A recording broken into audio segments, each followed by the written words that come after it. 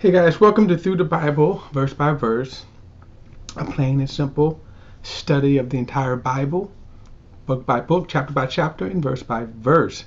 We are currently in Exodus, and we're going to be in chapter 2. Now,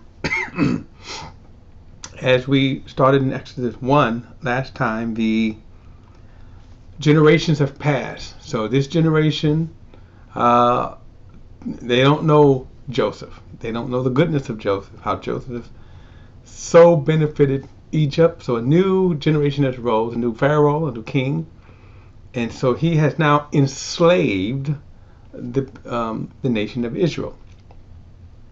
This period is about 400 years of slavery. So when we look at from Genesis chapter 1 and Genesis chapter 1 and going into chapter 2, we're looking at around a 400-year period of time.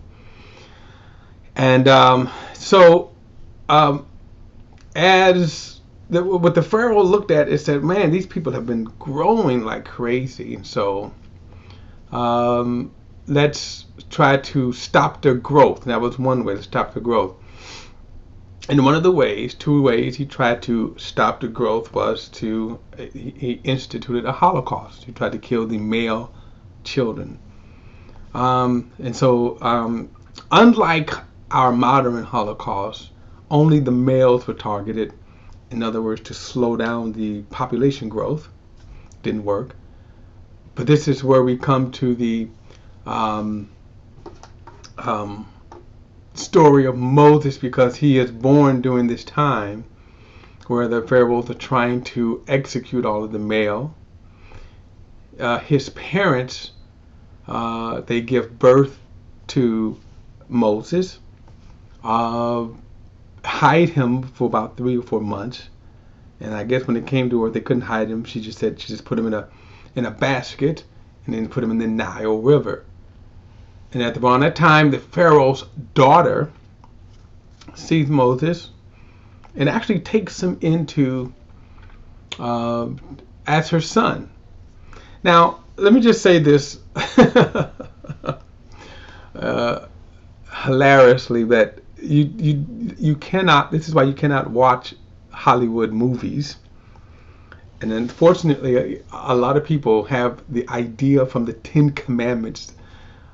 This movie came out in the 1950s, with the Ten Commandments version of how things go on. They look, all Hollywood movies, all of them get it wrong.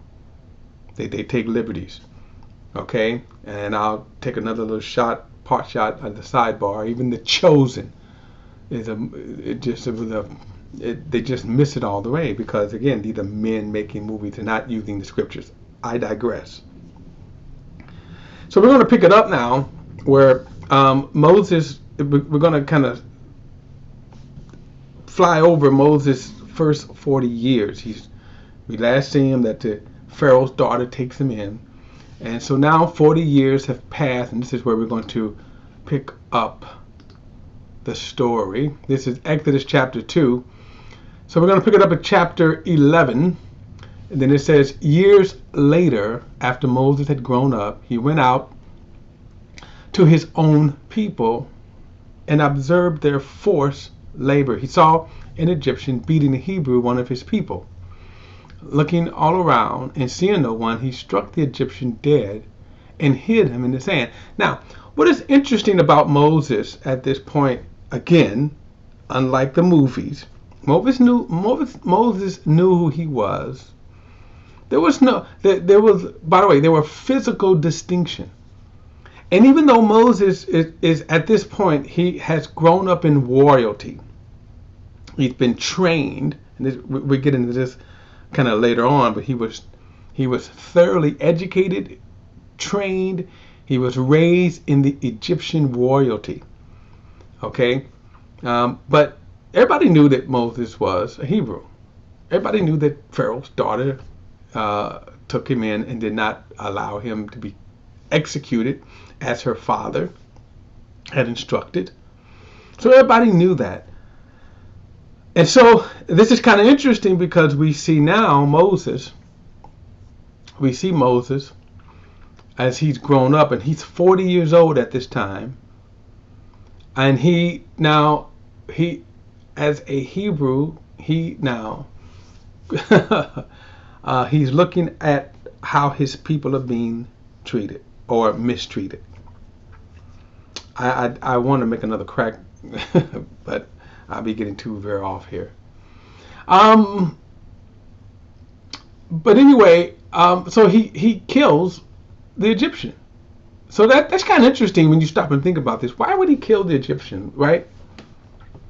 I mean, life is good for Moses. Life is good for him. So why would he kill the Egyptian? And it's kind of interesting because there's just something in him. Now, whether or not if he feels that God had a purpose for him, he's going about it the wrong way. Okay, so verse 12, looking around and seeing no one, he struck the Egyptian and hit him. Verse 13, the next day he went out to see two Hebrews fighting. And he asked the one in the wrong, why are you attacking your neighbor? Now this is very interesting how you see how the word neighbor is now being defined. A neighbor is a kinsman or a country kinsman. And it's kind of interesting because in the sense, remember Moses, you have been living the last 40 years of your life in royalty. Look at verse 14. Who made you a leader and a judge over us? The man replied, are you planning to kill me as you killed the Egyptian? Now, Moses probably thought no one knew that, but all of a sudden, this is now, it's out, okay? Now, this statement here, who made you a leader and a judge over us? Stephen in Acts chapter 7 uses this in his preaching to the Jews in Acts chapter 7, which actually led to his being stoned to death. Then Moses became afraid and thought, what I did is certainly known. And when Pharaoh heard about it, he tried to kill Moses, but Moses fled from Pharaoh and went to live in the land of Midian and sat down by a well. So as we can see, we're kind of glossing over really fast over this kind of period here. Moses leaves Egypt because why? Pharaoh was going to kill him. Now, let me just say this. Moses though he was raised in royalty, clearly they all knew he was a Hebrew. By the way, he never had a chance at the throne, as the movie Ten Commandments said. But anyway, I'm saying this, guys, because I grew up watching the Ten Commandments. As an adult, I watched the Commandments. Around Easter time, I used to watch the Ten Commandments. It's a great movie. It's just scripturally horribly wrong. All right, verse 16. Now the priests of Midian had 7 daughters. They came to draw water and fill the troughs to water their father's flock. Then some shepherds arrived and drove them away, but Moses came to their rescue and watered their flock. And when they returned to their father Reuel, he asked, why have you come back so quickly today? Now we're going to come back to Reuel. They answered, an Egyptian rescued us from the shepherds. He even drew water for us and watered the flock. Now, notice how they view Moses. They see him as an Egyptian. He's dressed like an Egyptian. He probably talks like an Egyptian, makeup or whatever, however they, Egyptians look. In other words, he looked like it. Verse 20. So where is he? He asked his daughters, why then did you leave the man behind? Invite him to eat dinner. And Moses agreed to stay with the man, and he gave his daughter Zipporah to Moses in marriage. She gave birth to a son, whom he named Gershom, for he said, I have been a foreigner in a foreign land. And after a long time, the king of Egypt died. The Israelites groaned because of their difficult labor, and they cried out, and their cry for help ascended to God because of the difficult labor. So God heard their groanings, and he remembered his covenant with Abraham, Isaac, and Jacob. And God saw that the Israelites, he took notice.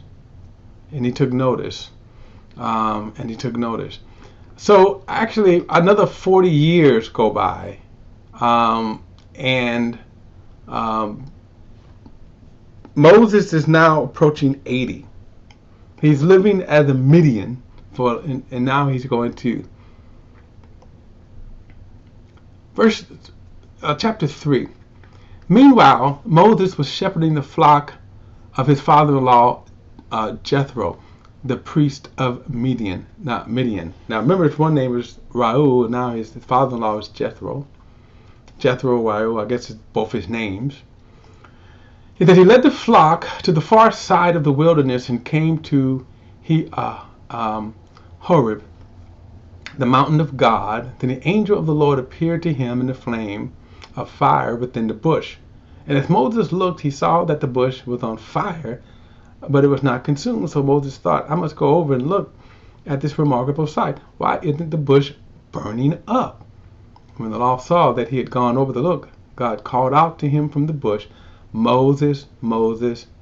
He answered, here I am, he answered. He says, do not come closer. He said, remove the sandals from your feet, for the place that you are standing is holy ground. Excuse me, holy ground. Now I want to say something about this, a couple of things here. One, when he talks about, well, let's kind of back up. Moses is, again, he's living his life as a Midian, an exile, right? He's in exile. He fled for his life, and now 40 years have passed, okay? So in his mind, his life is over. And as far as Egypt is concerned. Not only is his life over, but even what he thought about Israel is over, right? So he's a Midian. So he is shepherding, been doing so now for the last 40 years. And so this bush begins to burn, and he noticed the bush, and he noticed that it's not burning up. We could also assume that there was no smell of smoke, no smoke itself. And this angel appears to him. So if you go back and we see here, we see that the angel is the one who is actually appearing. And then it says, and when God saw that he was coming towards him. So a couple of things about this, when it says that God saw. When we see this language in the Old Testament, there are a couple of things to understand in terms of the language of the Hebrews. So one, you would oftentimes it is told as a story. In other words, he's given us the events of the story. But if you haven't noticed, I didn't kind of make a point out of it, but you will often see that a lot of parenthetical is used, or telling the story just in essence. So in other words, for example, you see 40 years have passed, but then you're going to see that they're only going to focus on certain events. Now another thing is, you see that how when it says the Lord spoke, it is probably the vast majority of the times the appearances of God, the revelation of God, God uses an angel to speak.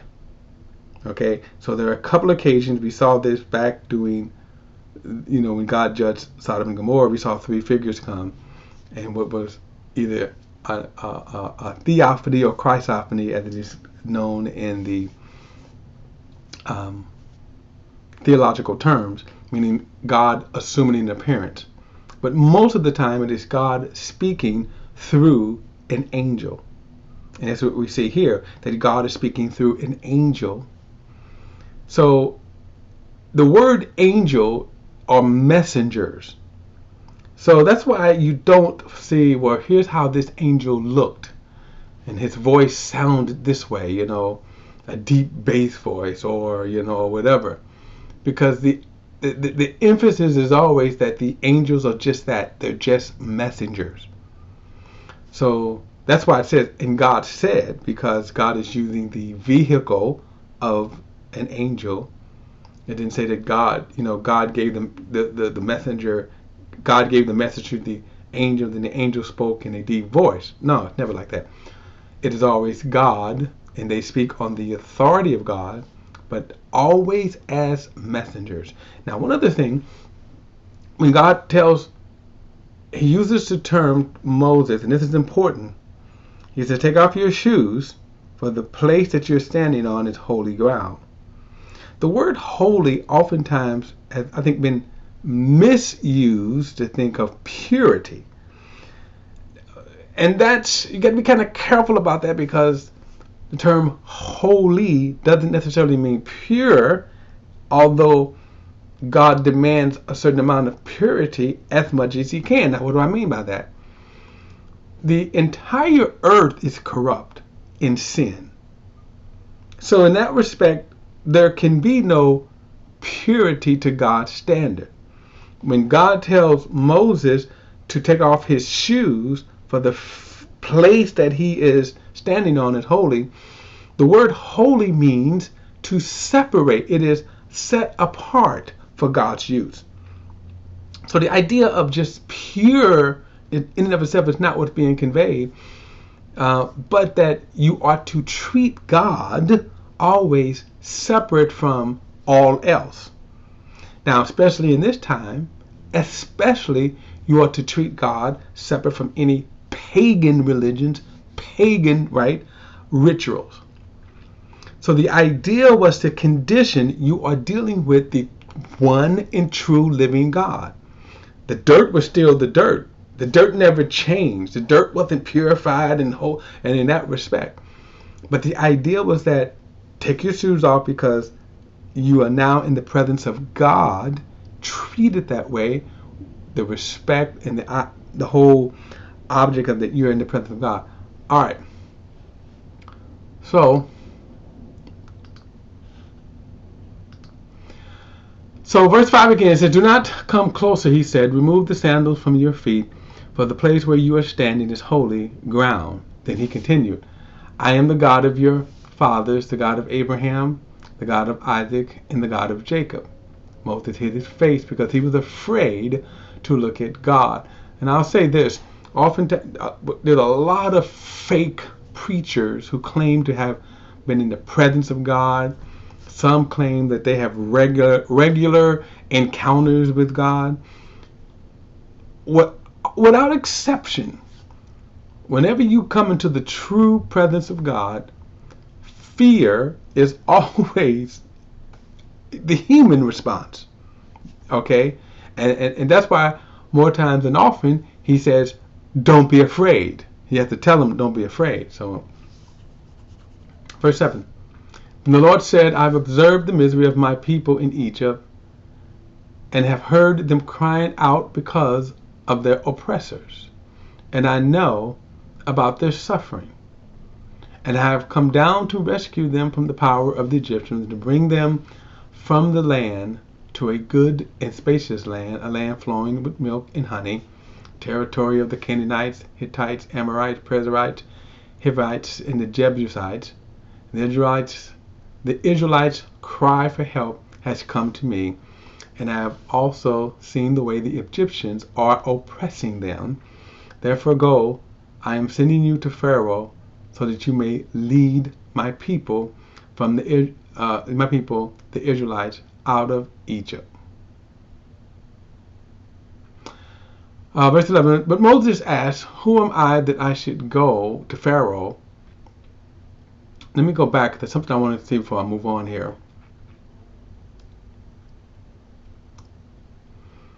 I want you to, there's something I want you to file, because, listen to this verse right here, back in verse 7.